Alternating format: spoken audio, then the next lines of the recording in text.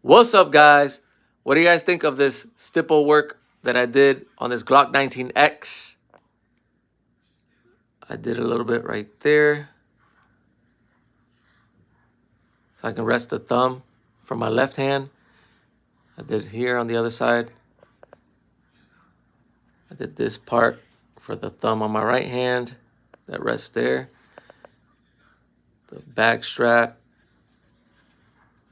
right here, right under the tail. The front and right under the trigger guard.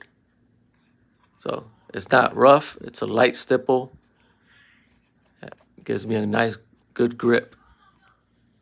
What do you guys think? Please comment down below.